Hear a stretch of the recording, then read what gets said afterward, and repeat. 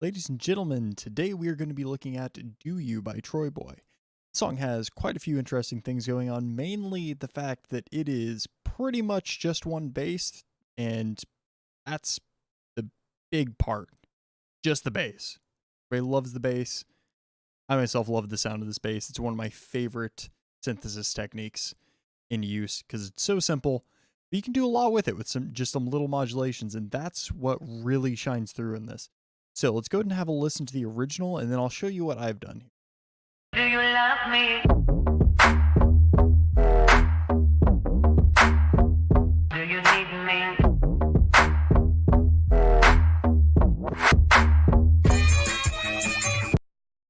Alright, so simple enough. Not going to go through all of the other stuff in this. A lot of this is just samples, a lot of repetitions. You get the main beef of it from the drop. So, going to the drop, obviously, the first and most foremost thing, the reason that you're clicking on this video, is this bass right here.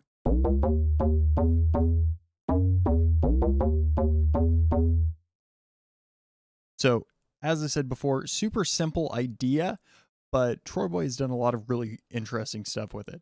So, the basic gist of this bass is that you use two sine waves, and one of them is an octave higher than the other, and then you just use that to FM the first one. And that's essentially the entire sound. But, as I said, my man made some interesting little augmentations to it. So, first off, you just start out with your two sine waves here, and then we'll just turn off all the effects and we'll build this guy from the ground up. So first and foremost, we got our two sines. I've got an LFO shaped kind of like this. This is mainly just to replicate the exact sound that he went with on this. It could probably be accomplished with a much simpler LFO, but I wanted it to be as realistic as possible with what I was finagling with. So we have our two sines, and you start playing this without the noise oscillator.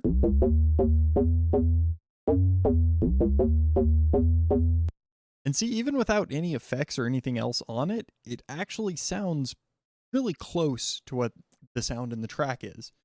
So the first thing that I thought that this needed was a little bit of extra FM from a sub oscillator. So this one's bumped up an octave. It's the exact same octave as our secondary sine here. And then FMing that a little bit just gives it a little bit of extra grit.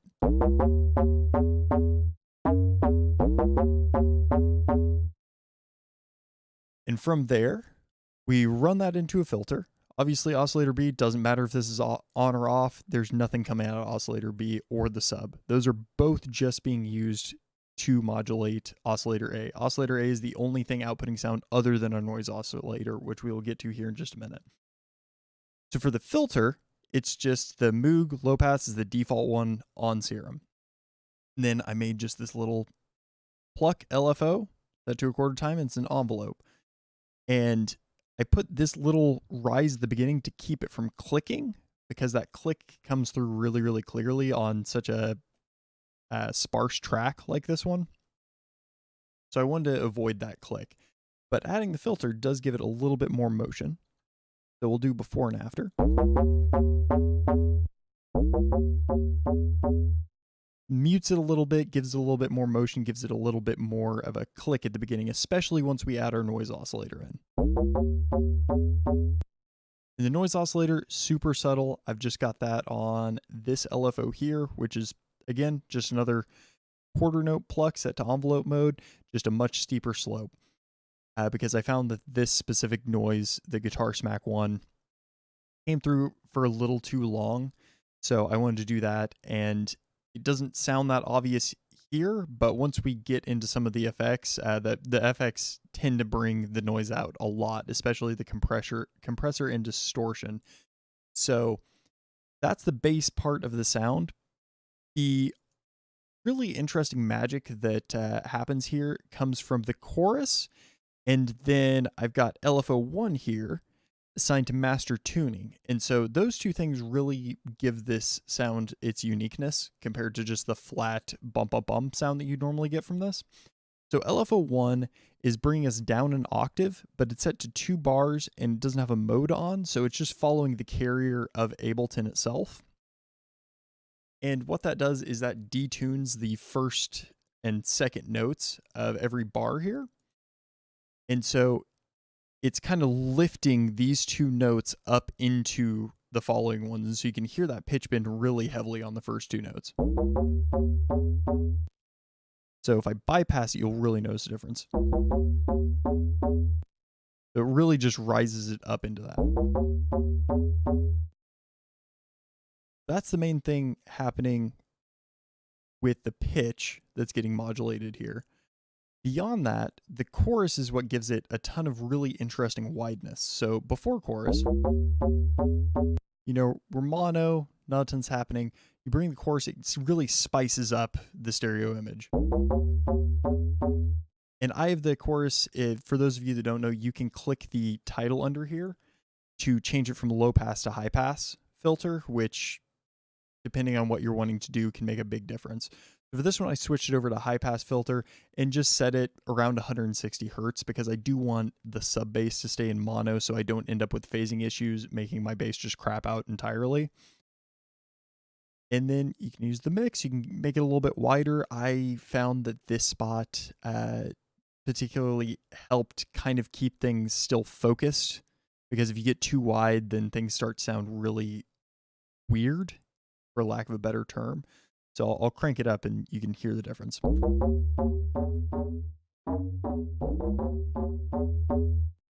And so if I were to really go all in on this sound and really wanted to make it interesting, I could make a group inside of this channel after Ableton, or after Serum on this channel, and put a Serum FX into it, and then set it to 100% wet on the chorus, and then have a second channel that's empty, so I could just blend the chorus in, which would allow you to kind of have the best of both worlds with that hyper wide that you get with a really wet chorus, but still having that focus in the middle that you get with the less wet chorus.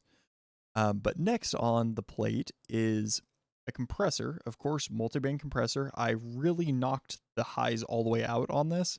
This is not doing nearly as much work as it normally does in EDM presets and sound design in general, because I have the ratio turned way down. The release is way up. The attack's pretty much default 90 milliseconds, so it's pretty high. But yeah, just made the mids a little bit higher, left the lows where they are, turned the highs all the way down. But that does add a little bit to the sound.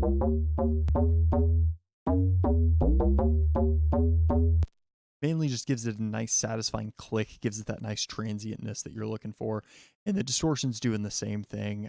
Just like in the last video you saw, we're using the distortion to help accentuate our dynamics in the bass, because basses like this tend to be pretty static in volume unless you have something really interesting happening with envelope 1. So I wanted to give it some enhanced dynamics. So before and after,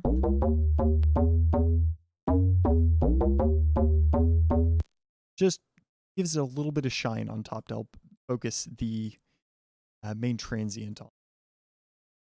From there, going into the actual music theory behind this, it's super simple. It's just a C sharp minor, and we're really only using the first 4 notes of the scale. So it just starts on the root, goes up 1, goes up a second, hits a third, goes back down, and it's just kind of that rolling flow, just very wave-like look to it. And I mean, this one technically, if you were to look at it, is more like that, because it is going down from an octave lower up into it. From there, though, if we go into the drums ridiculously simple, not very hard. I just tapped this out real quick on my launch pad, and then added in some layering with the claps and stuff, because he does do a little bit of that in this. So the drums, pretty simple.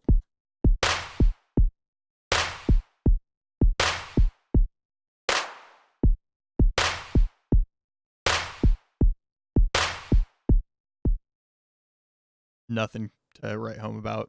The layering's kind of interesting, just a couple claps and a a snare just to give it a little bit of sustain on the end. I just use a snare with a lot of room reverb on it and cut off the actual snare portion of the sample and then pitched it down a little bit just to give it a wideness, because that's what the original track had going for it. And then for the kick, he doesn't use a super punchy kick, doesn't use a super deep and bassy kick. It's just a really simple hip hop style thud. From there, though, for the actual vocal sample, let me unfreeze this. So the vocal sample itself, I obviously am not female. I don't have a very high voice, so I can't really replicate it exactly, but I just really quickly riffed into my mic the "Do you want me? Do you love me? Do you love me?" Words are hard. So just riffed that. I sound like shit. I'm not a singer. So took this. Do you love me? Added a little reverb. Do you love me? And that reverb's massive. And so we had to do some interesting things with that, but I will get to that to give it the feel of that original sample, which, just to remind you what that sounds like. Do you love me? So you get that little bit of reverb in the background. It sounds like it was recorded off of a record or something like that. And so I have the reverb here. I have a compressor to simulate that a bit of reverb accentuated at the end of the phrase. And then ran it into EQ8 with a really god-awful looking EQ curve. And the way that I came up with this is I went ahead, since that vocal sample is so isolated, I dragged an instance of EQ8 onto it and then essentially just put valleys. That's why all of these are set to a negative number, is I put valleys where I thought the most accentuated parts of the vocal were. And so essentially by putting those valleys there, it kind of made the vocal sound a little bit more normal and not as radio-like. And then by setting it to a negative 100%, that made peaks instead. And so I'm using those peaks to give the same quality to my original vocal here. So before and after. Do you love me? I'm going to play that again without the original track. Do you love me? Do you love me? And so with it, do you love me? So it starts to really get close. Used a cabinet simulation to bring it back into mono on the reverb, because this original sample doesn't have a lot of room. It's not very wide stereo-wise because it's trying to emulate like a record or something like that. I mean, hell, it could have even been recorded off of one. But we bring it down to mono, give it that nice dynamic cabinet feel so it sounds like it was actually recorded out of a cabinet of some sort, which then gives it even more character. Do you love me? And then vinyl distortion to give it that extra grit, like it's on vinyl. Do you love me? And it really distorts the absolute hell out of the mids. And so then I froze that and then dragged it down here, holding control, into a new audio lane, which, if you don't know, if you have a frozen track lane and you drag it down, it'll render out the audio for you. And took that rendered audio and just spliced it. So that's how I get that gated effect without having the super long reverb trail come back into the drop itself. We end up with that nice, clean, crisp audio. Now, moving on from there, obviously the next thing is this guy. And that does differ a little bit from the original track, mainly because he has a little bit of a saw in the background. Or a square wave. It really could be either, but it's detuned really, really low. So it essentially just kind of makes a buzzing sound. And that helps accentuate this, but honestly, it's so subtle that it doesn't really need to be made here unless you're going for absolute accuracy. But either way, I will unfreeze this guy, solo him. And so I essentially just said "what" into my microphone really, really quickly, and then just detuned it or transposed it down by 12 steps. So full octave, and that gave me that slow sound that happens there, and ended up being a much longer audio file, but I just chopped it down to that quarter note that it takes there. Then ran it through a saturator. which is rough. And then an instance of OTT, and then a compressor, because it has a couple little peaks in there that I wanted to bring down. So this is essentially acting as a limiter. But that's all that really happened on that guy's end. And then at the end, there's this absolutely bizarre sample that he uses. I don't have that sample. I don't know where I'd get that sample. So I did my best and just layered together a marimba, a trumpet, a sample of a bowl from a kitchen, like a metal one, getting dropped on the floor that I had taken, and then another trumpet. These two are detuned by an octave, and just layered those together, and it's as close as I'm going to get without spending an hour on a 1-bar sample that doesn't really matter. And then took there's a little bit of record scratching happening in the background, but I don't have my my control surfaces set up right now for DJing, so I went ahead and did the poor man's version by vocally scratching into the mic, which sounds beautiful. Ran that through OTT, EQ8 to just completely get rid of everything lower than the mids. A little bit of saturation, and by a little bit I mean a ton of saturation, just distortion. And then ran it through a noise vocoder with a little bit less than normal depth, high bandwidth, very, very fast release. And honestly, you probably wouldn't even notice it if I left it out. It just adds a little bit extra to it.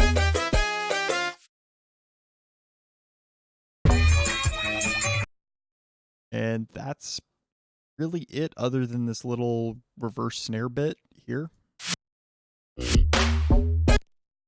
There's also a slight reversed bass bit. I just didn't render that out. But it's this little fill right here. Simple enough. And then the last little bit that happens here in this fill, other than the snare riser, little bit of a vocal hit, is the bass ducks out of the way of the snare riser. So I just used utility, brought it down all the way to negative infinite, and then just right back up.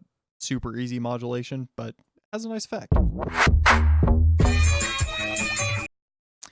And so once again, just to show you how it sounded from start to end, we'll just mute this portion of the track, and we will unmute this.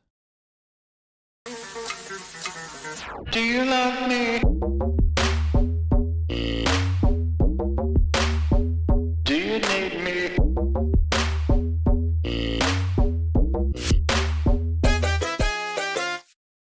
But that's it. That is Do You by TroyBoi, and that's how you make it. Thank you guys for watching, and have a great rest of your day.